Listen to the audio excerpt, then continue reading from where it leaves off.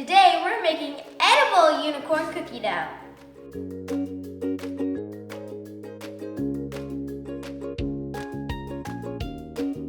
You'll need vanilla extract, milk, flour, food coloring, baking soda, butter, salt, sugar, as many sprinkles as you want, and you're done.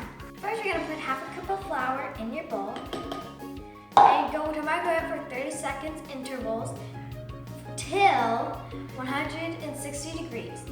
Now, you're gonna put in a quarter teaspoon of salt and a quarter teaspoon of baking soda.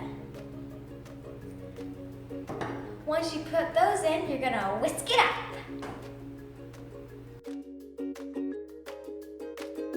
Now, get a new bowl for your wet ingredients. First, you're gonna get half a stick of butter and put it in there, but make sure that it's nice and soft. Now you're gonna stir the butter up. Next, put in a third cup of sugar. Give that a good mix.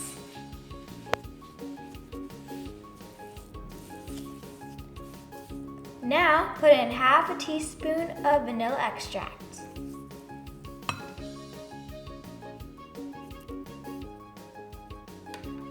Then you're gonna stir it up. Now put in a tablespoon of milk just to make it nice and smooth.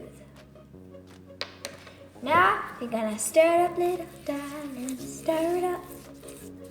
Now you're gonna put it in your dry ingredients with your wet ingredients and stir it up. Put some of the batter into some cups. Make sure to leave some in the bowl so that you have a little bit to work with once you dye them. For the unicorn effect, we're gonna add some food coloring to each one. I chose green, blue, and purple.